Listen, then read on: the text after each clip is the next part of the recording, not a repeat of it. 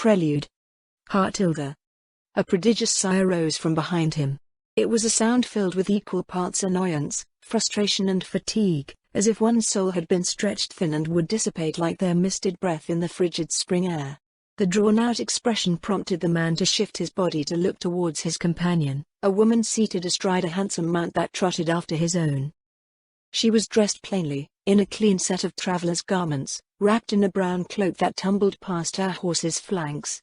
Silky black hair, which somehow maintained its gleaming luster despite long days of riding on rough country roads, was tied up in a loose ponytail that lightly streamed back and forth in the morning breeze.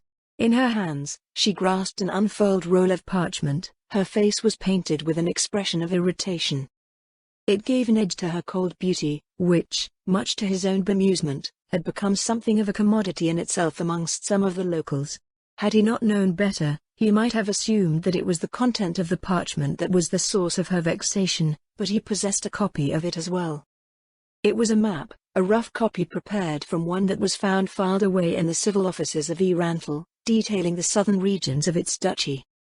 He had seen the original himself, its aged vellum cracked and yellowed despite careful attempts at preservation over the years, a meticulous survey done generations ago when the kingdom of Rheastais was near the height of its prosperity. Laid upon it was a burgeoning frontier in the midst of expansion. The primal woodlands of the wilderness had been cleared away to make room for farms and pastures. Aristocratic manors spotted the fiefs on the map, carefully positioned on a network of well-traveled earthen roads. A multitude of hamlets and villages had sprouted up around them, filled with hopeful immigrants from the more populated regions of the kingdom and beyond, pioneers cultivating the land to build a future of their own. It was a map that spoke of a bright future. It was a time where order ruled and enterprising adventurers tamed the wild borderlands surrounding the fledgling town that would grow to become Eranthal, forging the way for settlement and industry. The House of Vaself put its full support behind the expansion, investing heavily in both manpower and materials. When suitable lands were cleared, new titles were bestowed on those of appropriate merit, and so this cycle continued until the duchy had expanded all the way into the foothills of the border ranges to the south. It was a map made generations ago, yet now, barely a trace of the scenery depicted by its features could be found in their surroundings. But it was not the feeling of betrayed expectations, he knew, that drew the heavy sigh from the woman behind him. If she was aware of his gaze, she did not show any sign of it. She simply continued to scowl at the map as if her glare could ignite the thin piece of paper and scatter its ashes to the wind. Most likely, he mused, she was imagining the inhabitants, humans, toiling in their simple fields and pastures, milling about in their meager hamlets and villages. Tens of thousands of humans squirming across the face of her map like a writhing infestation that threatened to crawl off the parchment, onto her fingers and up her arm. He suppressed a smirk as he turned back around to face forward, though no one could have possibly seen it under the pitch-black metal of his fully enclosed helm. While he did not exactly empathize with her feelings, as a fellow doppelganger he understood the root of them. The vast majority of their species nurtured a natural disdain of those not of their own, bordering on a malignant, almost xenophobic hatred.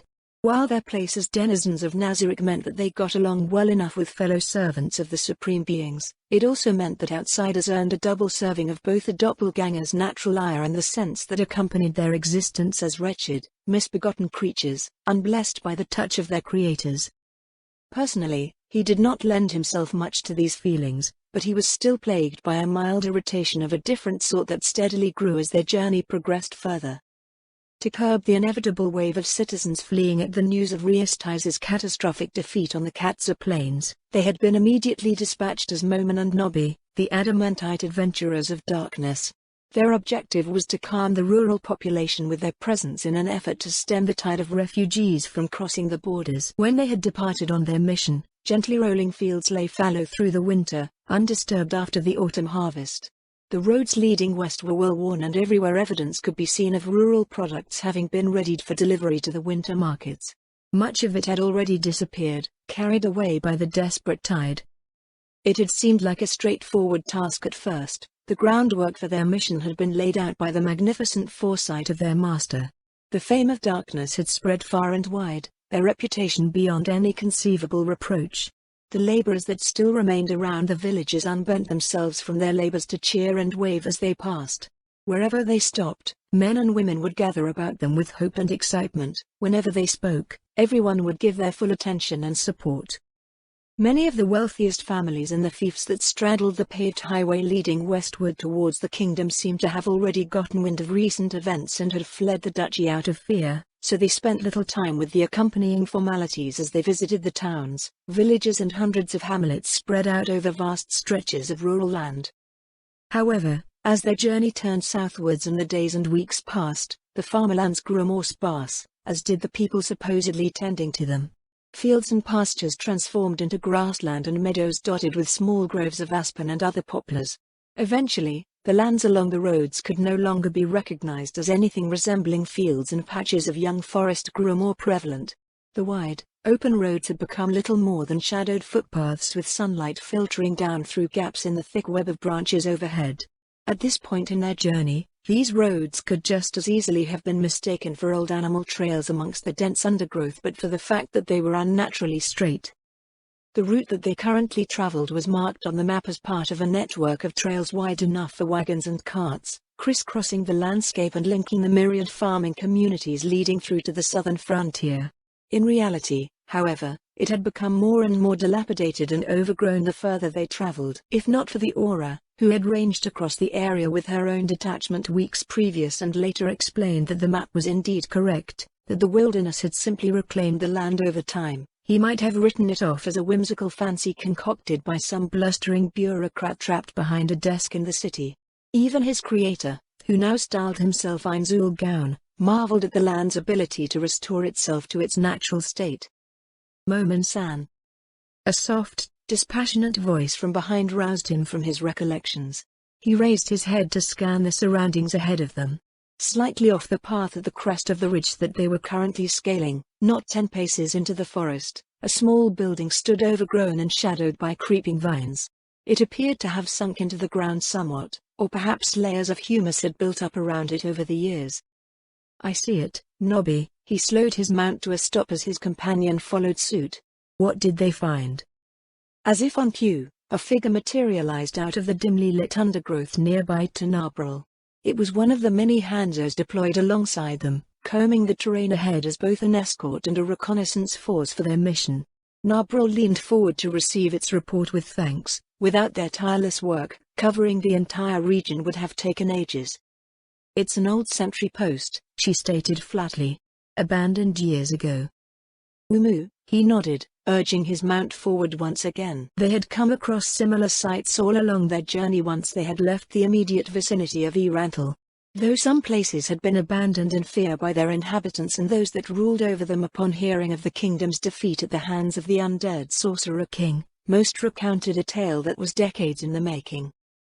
The region had seen great growth in the past, but at some point it had begun to stagnate for reasons unknown to the current population. Though she would probably not admit it personally, this concerned the Guardian Overseer, and Albedo had gone to great lengths to pore over past tax and census records in an effort to discover the cause. She could only infer that when the region had grown to a certain size, the resources and manpower used to expand the kingdom's territory had to be diverted towards policing and maintaining the land and its influx of immigrants. Over a stack of old archival tomes, she explained how after the first generation of settlers passed their lands on to their descendants, their burdens began to pile up at an ever-accelerating rate. Expenditures for security against monsters, demi-humans and bandits grew until they could no longer be maintained by taxation. The militia could only man the largest of population centers, and adventurers could only be afforded as a stopgap measure against the most apparent and dire of threats. Roads became wrought with hazards and commerce slowed to a crawl as the dangers increased. With the land no longer safe and prosperous, immigration had ground to a halt. Over the years, outlying settlements were abandoned in turn until only nature was left to reclaim what had been taken from it. Those inferior life forms should have never crawled out of their holes, Albedo's words dripped with equal parts venom and disdain. No matter what they may aspire to, worms will always be worms, destined to squirm beneath the ground. This slow and steady decay continued until the present day, where they bore witness to the dismal end of the tale. As both the guardian and curator of Nazaric's treasury, it both shocked and appalled him that the kingdom could let its territory and possessions reach such a decrepit state. What had initially been irritation slowly rose to anger within him at the sight of every abandoned farm and village, every rusted plough and collapsed cottage.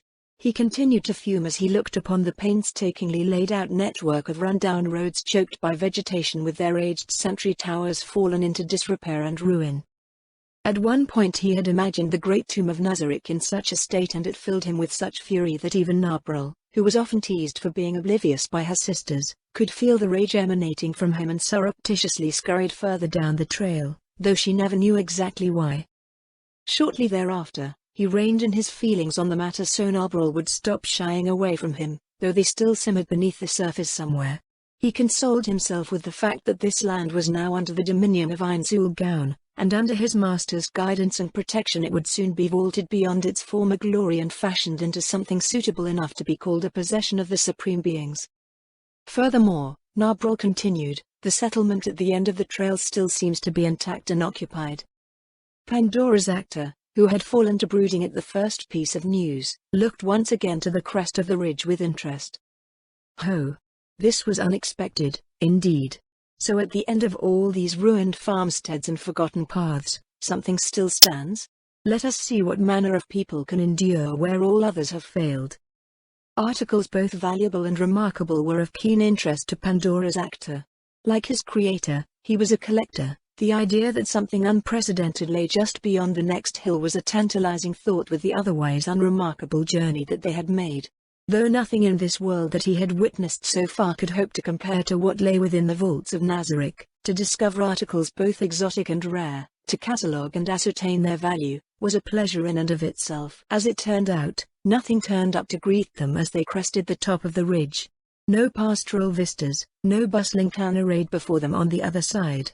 What they found on the other side was actually the edge of a deep gully, and only the frayed ends of a broken rope bridge remained on their side of the gap. Far below, hidden by the trees and brush laid bare by the brief passing of winter, he heard the trickling of water and little else but wind through the branches. No sign of the old road remained far away on the opposite side, but a rough path branched from the opening of the trail down a rocky course before disappearing into the trees below. Pandora's actor debated whether he should simply leap across and try to find the remains of the road, as the Hanzos did not specify which route had led to their discovery. After a moment, he decided to descend down the rocky trail that seemed to have at least seen recent use. Swinging off of his mount, he unsummoned it as he landed lightly on his feet. "Let's head down," he said. "Did the Hanzo report anything else about what lies ahead?" Nabril shook her head as she followed suit, dismissing her own steed and taking a moment to straighten out her attire. Pandora's actor turned his attention towards the trail again after receiving her negative response. Perhaps he should have had the Hanzo report to him directly, at least it would have been able to offer its thoughts to him so he would have a better idea of what lay ahead. Then again, hierarchy was important. He did not wish to deprive Nabril of her cherished role in their duty. In the end, he felt that it was fine as long as he did not lose the trail and leapt down several dozen meters at a time. The manner by which he alighted on outcroppings of rock on the way to the bottom of the gully was greatly at odds with the apparent weight of his full-plate armor and twin greatswords. Nabril cast fly on herself and floated down after him. Within a few breaths, he landed with a shallow splash in the creek that he had heard from far above. The rugged trail followed alongside the clear rush of water downstream, where daylight filled an opening in the distance. Nabril had gone ahead and her silhouette could be seen floating over the water where the creek left the trees, body slowly pivoting in midair as she surveyed her surroundings. He joined her a minute later, casually striding out from under the branches and into the open air. The stream's course continued a short distance before cascading sharply down a series of falls until it joined with the broad river. The trail that they had been following crossed the creek a few meters before the first drop-off. Some old, mismatched planks were laid across the shallows there to provide footing for travelers, held in place by large stones. Now clear of obscuring forest, the trail offered a commanding vantage over the vista that lay before them. The river below cut deeply through the foot of the southern border ranges, carving sheer, rugged cliffs several hundred meters high that towered over the far shore. Entering from between the cliffs to the southwest, it rounded a small, rocky hill at the head of the valley, flowing northwards until it passed where they currently stood. The river disappeared into a steep canyon to continue its journey towards the fertile lowlands. A thick veil of morning mist shrouded the bottom of most of the wide vale that stretched up the river's course, with only the crown of the distant hill visible in the far end. The forested slopes on the western side of the valley were not as imposing as the cliffs along the far shore, but still rose steeply enough to be considered impassable to the average human. Beyond the river vale, the wilderness ranges rose in stark relief to the layer of fog over the valley floor, laced with fresh spring snows. It was not surprising that Nabrul had stopped to look around at this point. There was a wealth of information to take in instantly upon leaving the trees. Combined with the exposed nature of the trail, it was a perfect location to lay an ambush for the unprepared. Yet beyond the tumult of the falls and the rush of the wind that whistled past them on its way south through the valley, no challenge appeared. His companion appeared to be unwilling to stand down from her vigil, so he took the lead instead, following the narrow path down into the fog. It led the rest of the way down to the valley floor, where it joined with the riverbank. Though the trail they had been following saw signs of recent use, there was no trace of tracks leading through the wet sand. The mist slowly dissipated as the morning advanced, though not yet to the point where he could see much beyond their immediate surroundings. The sound of the river current and the odor of damp vegetation filled his senses. The moisture hanging heavily in the air seemed to cling to his cloak and work its way into the joints of his armor. He did not particularly mind the conditions, but he couldn't imagine humans wanting to live in such an environment. As he pondered this, Nabrul soundlessly floated down beside him, wordlessly ending her enchantment. She shook her head as he looked to her questioningly. "Only the hill ahead stands out in this fog," she said. "I could make out little else." Her face held a neutral expression as she spoke. Even when with other denizens of Nazarick, she was ever succinct in her dialogue. He motioned for her to lead the way and followed her up along the shore of the river. As their destination loomed into view, they slowed their rapid pace to take in the features of the rocky mound that rose before them. The settlement reported by the Hanzo was little more than what it sounded. A bare handful of what were unmistakably hovels constructed of soil, wooden panels and loose stone were built into narrow terraces cut from the hillside. There were few proper buildings that could be seen, aside from the crude manor built halfway up the ascent, which also seemed to be built into the hill like the rest of the homes that could be seen. There was another that looked to be a small warehouse below it. An unremarkable stone shrine stood at the top of the hill, and a simple pathway laced haphazardly with rocks of various sizes wove its way down from the shrine, through the buildings and onwards towards the pebbled beaches of the riverbank below. From the manor halfway up the hill, a wisp of blue-grey smoke rose lazily into the air. Pandora's actor spotted a person's face in the window looking straight down at them, but before he could raise his hand in greeting, it vanished behind thin curtains. "TSK." Nabrul clicked her tongue in annoyance to his side. The first-hand confirmation of the settlement being inhabited had visibly soured her mood. As the pair approached the point where the path from the settlement disappeared into coarse sand, the door of the manor swung inwards. From their vantage at the bottom of the hill, they could see the head of a spear appear from the shadow of the doorway. Before it could clear the entrance, however, it jerked unexpectedly and fell to the floor with a clatter. He pondered whether Moman would have stepped forward to assist this apparently troubled individual, but, unable to see what he was dealing with, he decided to stay beside Nabrul at the edge of the village. Eventually, the spear rose again, its head wobbling in the air as it was lifted back up. It finally left the doorway, carried by what appeared to be a giant bolt of fabric. Any remaining semblance of tension slowly turned into impatience as the caricature took several minutes to descend the path down to where they stood. As it turned out, the curious figure was the same person that they had seen in the manor window upon their arrival, an adolescent human girl who could be no older than her mid-teens. Perhaps older? Unlike the concretely defined existences created by the supreme beings, these strange peoples were so variable that he and the others often found it difficult to discern their qualities from outward appearance alone.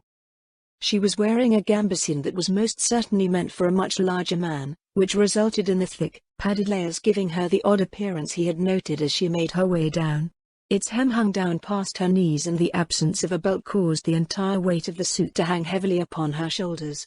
Loose strands of dark chestnut hair poked out from under a simple leather cap that was strapped onto her head. The girl slowed to an unsteady stop before them, the panicked trek down the hillside in the ill-fitting and oversized equipment having taken its toll on her slender frame. However, as her gaze passed over them, the spear came up. Raised to her shoulder, the blade of her polearm was leveled directly at them. To his side, Narbrul bristled at the action and Pandora's actor quickly raised his hands in a disarming manner. "We are Moman and Nobby of Darkness," he announced in a calm and confident tone. "You may have heard of us." The fame of Darkness had spread far and wide. Many people throughout this land could even recognize them on sight. But far out on the isolated frontier of what was formerly the kingdom of Riastais, it was possible that they were entirely unheard of. In that case, they were simply a pair of dangerously armed and imposing strangers that had suddenly appeared out of the mist with no prior invitation or warning.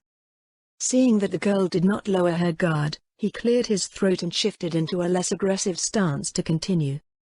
"As you may know," he said, "this duchy has come under the dominion of the Sorceress Kingdom as a result of the battle at Katza Plains. We have come to deliver a missive from the capital to all landed nobles of Erantel. Isbar." The voice of Moman trailed off in the midst of his delivery. Pandora's actor sensed that something was off. Throughout what he gauged to be a relaxed and casual introduction, the waves of alarm and fear coming off of the girl had not subsided. He quickly reviewed the scenario in his mind, seeking out faults in his own performance. Then, with a start, he realized that he had let down his guard. As he had shifted his body, the girl had maintained her crude stance. Yet the head of the spear did not follow him, the much larger and more threatening in appearance between the two adventurers. As he moved, it remained leveled at the source of her fear. Ad Narbrul. Als Tiger Jesprungen und als Bedvorlige Gelendit. The idiom came to his mind unbidden and it took substantial effort to not blurt it out aloud. When he had initially received his role as Moman, he believed it to be the perfect opportunity to employ his skills in the service of his creator, the perfect casting. Thrust onto a stage where he was showered with the praise and adoration of the citizens, he had employed his natural abilities as a doppelganger to draw from the hopes and expectations of the people. By doing so, he was able to enhance his performance and drive the already legendary image of the Dark Warrior to ever greater heights. It was a simple task by his own estimation, yet at the same time supremely gratifying to fulfill a role that he had been seemingly born for. As they entered lands that were increasingly abandoned, however, he had lapsed in the use of these powers with no audience to witness his performance. The result of this misstep was that an irregularity had slowly approached them in plain view, coming within striking range without him even being aware of the threat that she represented. He counted it fortunate that the witnesses to his mortifying oversight were few. Resolving to salvage this unacceptable development, he immediately reached into the mind of the girl standing before them to skim her thoughts with his abilities. While he believed that there was little chance this young human presented any direct physical threat to either Narbrul or himself, there was still the matter of what was causing her distress and how it could lead to affect some imperceptible future. It did not take long to recognize the initial sensation. He had felt this fear before. Just a few days ago, after weeks of practice on the field, he had teleported back to Erantel to play his part in his master's triumphal entry into the city. It was the same emotion that rode through the human onlookers when the Sorcerer King first entered Erantel. A fear born of horror, a terror that either paralyzed one where they stood, or drove them to act. To fight, flee, do anything to survive. A primal fear reserved for the monsters and inhuman enemies that lurked beyond the safety of their cities and villages. Yet Narbrul did not hold such an appearance. By human measure, she was a woman whose sharp manner and exotic features exuded a cold beauty that drew the admiration and envy of all who encountered her. Pandora's actor frowned at the incongruity as he navigated the waves of the girl's overpowering emotions back into her mind until he could finally look out from her thoughts. Normally, it would be a challenge to read anything beyond surface thoughts, but in her distressed state the girl was laying her mind bare to psionic intrusion, the undisciplined mind of a low-level individual, broadcasting her fear-ridden thoughts to any who would care to peruse them. His field of vision lowered, he saw the haft of a spear in the gloved hand that held it fearfully directed at its target. Ragged, heavy breathing caused the tarnished blade to rise and fall unsteadily. Beyond his own figure, standing slightly to the side, the weapon was pointed directly at his companion. Above the simple traveler's garb covered by the plain-looking brown cloak was a smooth, pale visage that looked directly back at her with empty eyes. Despite being devoid of features, a withering aura of hostility could be felt coming from her. After lingering for a moment, he noticed what should have been Narbrul's human appearance faintly superimposed over her natural face. A quick note of Narbrul's hand showed that she still had her ring of non-detection equipped. Pandora's actor withdrew from the girl's thoughts and gathered his own. Enchantments that allowed the recipient to pierce through illusions, defeat magical concealment and even see through abilities that changed one's form were not unheard of. Many casters within Nazarick were capable of the spell which replicated the effects of this sense. As part of his preparations in assuming the role of Momin, he had pored over the information collected since their arrival in this strange new world for any threats that could foil his guise. Amongst the humans of this world that they knew of, there were scant few. The closest, according to the reports, was a cleric based hundreds of kilometers away in the royal capital of Riestais. Even then, the frightened girl standing before them did not match her description. No matter which way he looked at her, this young girl in ill-fitting armor had neither the bearing of a bold adventurer, nor the vestments of a distinguished member of a priesthood, nor the appearance of a powerful, by the standards of this world, mage. If anything, this girl resembled nothing more than an ordinary human, one they could have encountered anywhere along their travels. It was a thought that sent a cold tendril of anxiety down his back over what could have been. There were many mysteries in this world that they had suddenly found themselves in, things unheard of in Yggdrasil. This girl appeared to be one of them, something the humans in the surrounding regions referred to as a talent holder. They were exceedingly uncommon and usually never completely identical to one another. In fact, an individual that manifested such an ability was not guaranteed that it would ever be applicable in their ordinary lives. She may even have gone her entire life without realizing her own talent. Riestais as a nation was, to be nice about it, not very advanced in terms of magic. Her daily interactions would not have had her see very much more than her fellow humans. However, that would no longer be the case. The machinations of his master would soon give rise to a nation of unprecedented mystical might, a nation filled with a multitude of peoples that would quickly render her talent self-apparent. That this girl ended up with an ability that she could make immediate practical use out of meant that she was a proverbial diamond in the rough. Whether she could be used to forward his master's goals, however, was yet to be seen. A rare item indeed, thought Pandora's actor as he raised a gauntleted hand to his helmet. Class highlight, noble fighter. From the brash tales of bawdy musicians in seedy taverns to the sweeping epics of eloquent minstrels in the highest imperial courts, the annals of history sing the tales of storied nobles who wield both pen and sword with equal proficiency. They rule wisely from their high courts and lead grand armies on the field, performing legendary acts of valor in service of king and country. The noble fighter is a living manifestation of this history, frequently appearing as nations rise and necessity drives their leaders to become directly involved in the security and direction of its nascent territories.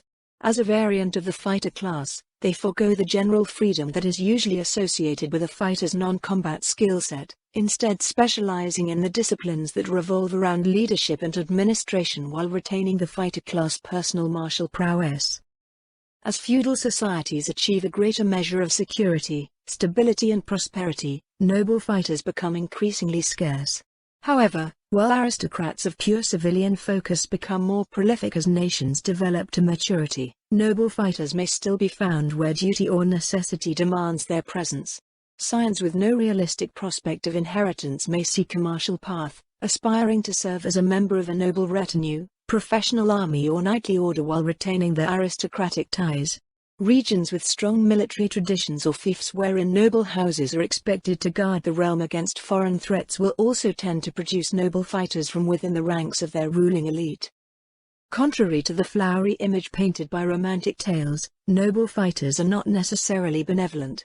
They are exemplars of militant aristocracy, striving to uphold a well-rounded portfolio of effective governance, leadership and martial proficiency expressed through actions that may range throughout the moral spectrum. The sound of a distant bell arose from below, its sharp toll rolling up from the riverbank and washing over the buildings of the village on the hill.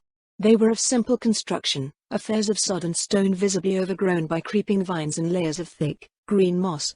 Little but their humble faces peeked out from the weathered terraces cut deep into the rocky slopes by generations long gone. Such was their appearance that even a lowly farmhand from the fertile lowlands might have scoffed. The inhabitants of the village were well accustomed to their homes, however, and would have politely ignored such derision as they were generally satisfied with their current arrangement. The hill stood near the head of a long valley with high slopes that were nearly impassable by human measure. A large river ran its course around the hill and northwards through to the narrow gorge beyond, while a vast and marshy floodplain filled most of the valley floor. Approaches by land were treacherous in addition to being highly vulnerable and difficult to conceal. Even lacking the walls one might find around larger towns and cities, the layered terraces of the village stood as effective ramparts against all but the most determined of savage and lawless raiders. A more militant mind might have noted all these qualities and inferred that the settlement was built with defense in mind. They would have been exactly right. Warden's Vale lay in the shadow of the southern border ranges, at the far southwestern reaches of the Duchy of Erantel. It was the seat of House Saradnik, one of the noble lineages that guarded the frontiers of the Kingdom of Riastais. Beyond the Vale lay an increasingly vast wilderness, populated by demi-human tribes, monsters and worse. It was an island of relative safety in a land otherwise hostile to human habitation. The homes nestled in the hill were well insulated and offered warmth in the highlands where the deep winter months were often visited by biting cold and blankets of snow. Through generations of stubborn vigilance, the hardy frontiersmen had carved out a permanent presence that was now left mostly uncontested by their neighbors. Simply put, they had proven that they were more trouble than they were worth. Roughly halfway up the hill, a single dwelling stood distinct from the rest. The Lord's Manor possessed the same simple construction as the other homes built around it, save for a large extension constructed out of well-worn wood which jutted out conspicuously onto the widened terrace that it was built on. This space served as the main hall of the manor, the office of the barony. Its thin wooden walls did very little to dampen the sound coming from below, and the hall was soon filled with the bell's lonely peal where only the scratching of quill on parchment could be heard just moments before. The slim hand which was guiding the quill rose at the sound, arresting the instrument's flowing dance and raising it over its simple stage as dark ink dried below. After several moments of silence, the bell repeated its urgent call for attention and the grey goose quill was carefully set aside. Ludmilla raised her head with a slight furrow on her brow, turning to look out of the window that spilled light over the well-worn wooden desk. The bell was used for a handful of purposes: calling the faithful to religious services, an alarm for fire and flood, rallying the villagers against external threats, and for communication along the river. Though the distinct pattern was recognizable as the last of these, she still scanned the immediate surroundings in the yard and village before directing her vision further beyond. It was a clear afternoon, rare for late winter on the edge of the border ranges. The sun was well past its zenith, approaching the western ridge that overlooked the valley wherein the settlement lay, casting long shadows over its soggy flats. In the distance where the river disappeared into the gorge to the north, a billowing sail caught the light of the afternoon sun, immediately drawing the attention of any observer that happened to look in its direction. It was a familiar sight, yet entirely unexpected. There were only two ports on the river, and the single vessel that currently operated between them was the one owned and operated by their own village.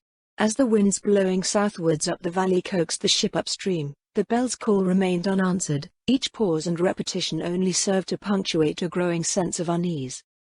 Rising from her seat, she cleaned her ink-stained fingers on a damp rag tied to a corner of the desk before picking up the simple leather-bound ledger she had been working out of.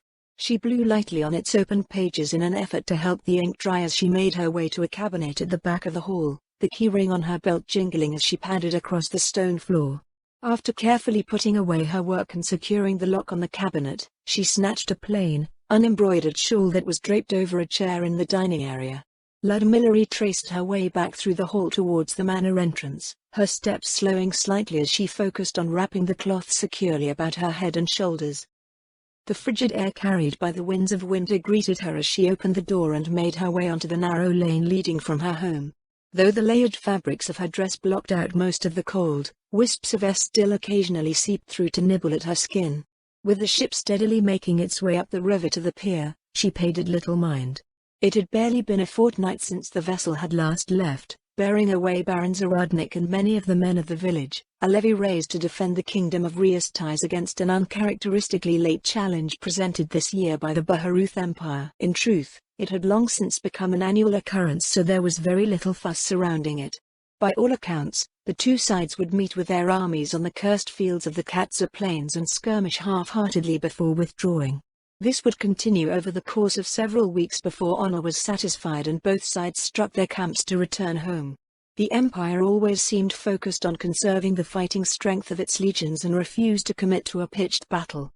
Similarly, the forces of the kingdom had no reason to go on the offense, and no reason to deplete the levies formed out of their everyday pool of labor, so casualties were relatively light for both sides. Most years, the seasoned men of the frontier village would return with barely a scratch. The great houses of Reistais would use the campaign season to posture and jockey for prestige and influence, but to the nobles of Reistais who did not attend the royal court, it was generally an annoyance that drew manpower away during the harvest season while disrupting the productivity and flow of goods throughout the realm. With the call to arms being so late this year, however, the fields had long since been cleared and it was received as an almost welcome distraction for the men. They would otherwise likely be driving their families crazy while being cooped up around their homes as the cold, short winter days wore on. Still, they were not expected back for at least a full month after their departure, perhaps even 2. Ludmilla made her way past the cozy abodes of the villagers and down the rugged lane towards the riverbank. The main passage that wound through the village was laid with uneven stones of various sizes, hauled up from the shore. It was something that had happened over time as the villagers acted to make the often muddy slope of the trail easier to scale, resulting in a makeshift cobblestone path. Wooden planks in various stages of wear served as simple steps over its steepest portions. She mulled over the possibilities that could result in an early return, but couldn't come up with anything that made any real sense given what she knew. Many of the villagers have come out of their homes by now, curiously looking out towards the approaching vessel. In this isolated valley on the kingdom's southern border, life was mostly slow and uneventful, so this sort of occurrence was what amounted to a major event. Some followed after her as she passed by while others simply stood about gathered with their neighbors in small groups as they spectated from a distance. By the time she reached the base of the hill, there was a modest crowd of people already waiting for the boat's arrival. Nearly all were women related to the men that had been drafted as part of the levy, and most looked on anxiously with the same confused atmosphere that had followed Ludmilla on her way down the terraced path. Though they were mostly dressed in a similar fashion to herself, all made room as she approached, nodding respectfully in silent recognition.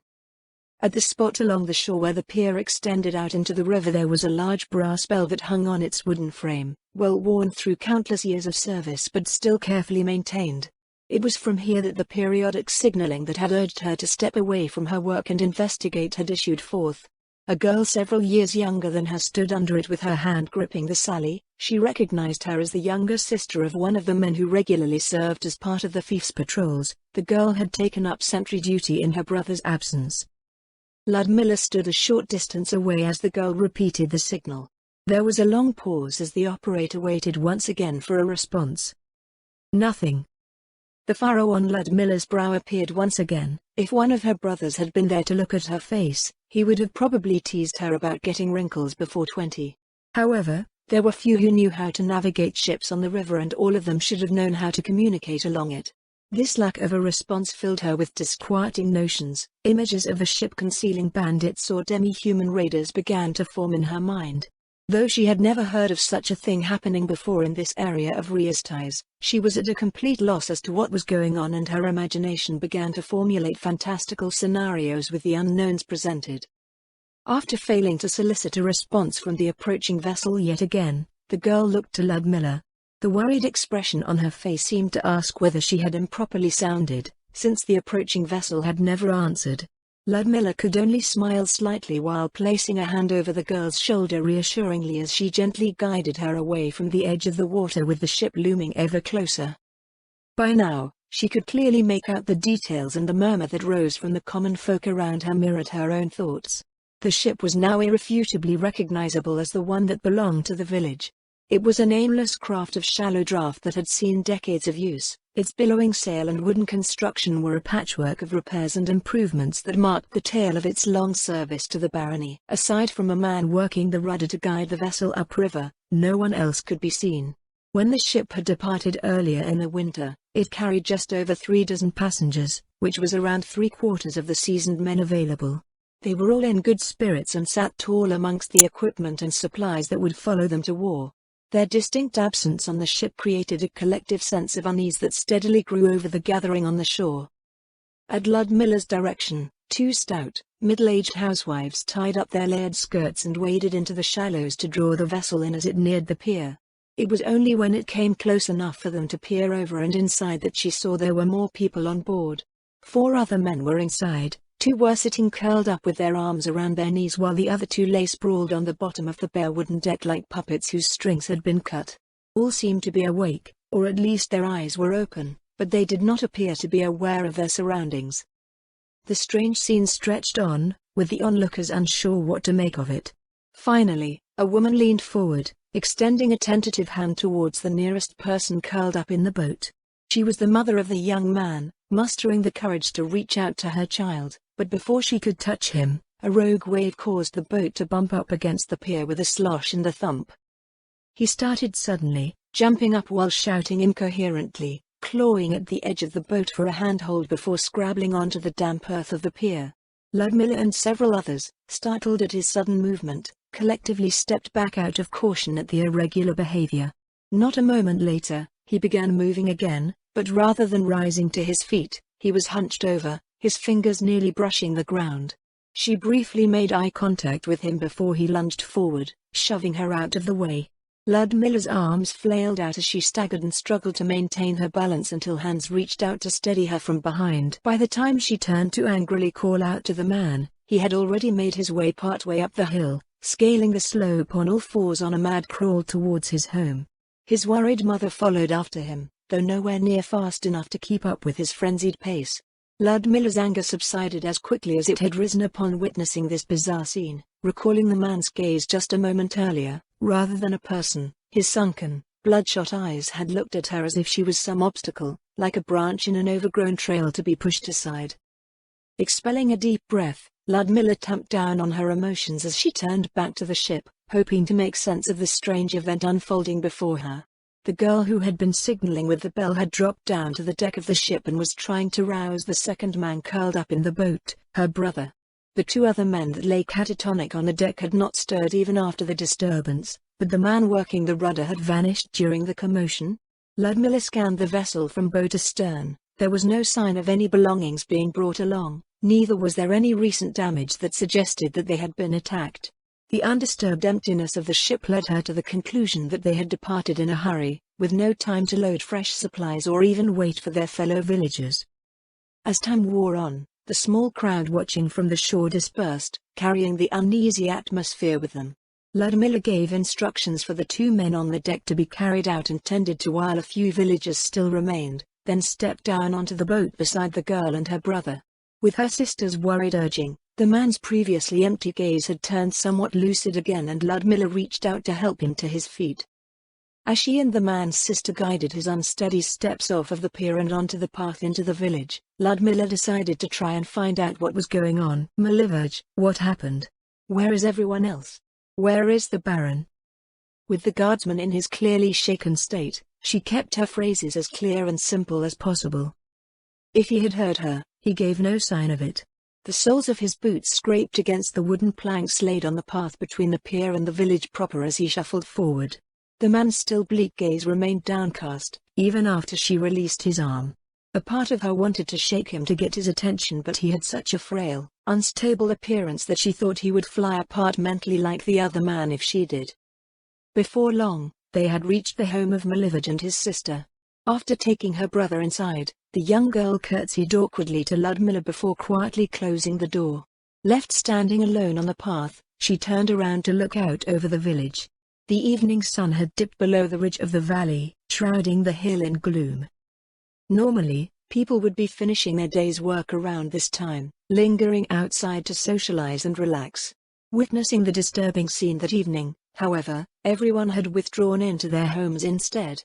Ludmilla let out a sigh as she started walking back to the manor.